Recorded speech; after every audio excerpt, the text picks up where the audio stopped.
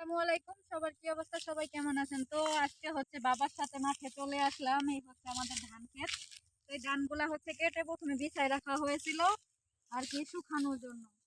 তারপর হচ্ছে এগুলো আটি বাঁধা হবে। এই যে দেখতে পাচ্ছেন কত লম্বা লম্বা হয়েছে, ধানগুলা প্রায় আমার সমান সমান হয়েছে। আর এই যে দেখুন একদম কি অবস্থা, শুকায় গেছে, হাত দিয়ে ধরা যাচ্ছে না, নিচে সব ধান পড়ে যাচ্ছে।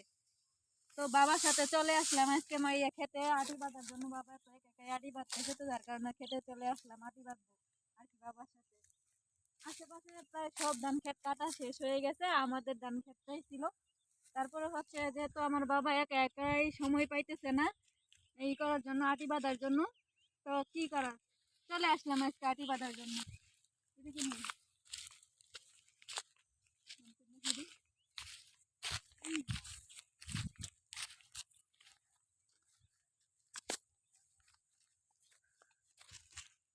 এগুলা বাড়িতে নিয়ে যাওয়ার পরে হচ্ছে আর শুকানো লাগবে না, এগুলা আটির ভিতরে মানে ক্ষেতের ভিতরে শুকানো হয়ে গেছে। এগুলো জাস্ট বাড়িতে নিয়ে যায়, বাড়ি দিয়ে তারপরে হচ্ছে বিক্রি করে দেওয়া হবে। আর এইখানে হচ্ছে সরিষা লাগানো হবে, সরিষা বুনবে এখানে।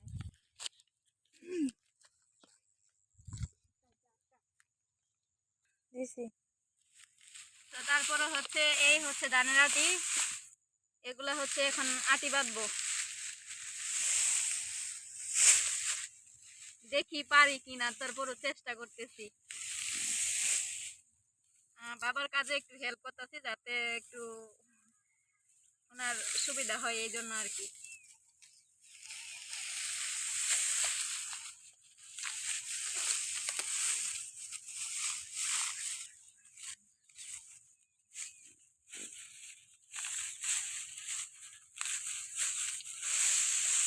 দেখতেই পাচ্ছেন একটা আটি বাঁধলাম, কি অবস্থা কেমন হয়েছে জানি না। এই ক্ষেতটা যত তাড়াতাড়ি খালি করতে পারবো তত তাড়াতাড়ি ভালো, তার কারণ হচ্ছে এখানে হচ্ছে সরিষা বোনানো হবে। আশেপাশে সব জমিগুলোতে হচ্ছে সরিষা বোনা শেষ, আমাদের এই জমিটাই আছে মাত্র। তো এগুলা যখন বাড়িতে নিয়ে যাওয়া হবে, ক্ষেতটা খালি হয়ে গেলেই ক্ষেত হাল বাবে, তারপরে হচ্ছে এখানে সরিষা বোনা হবে।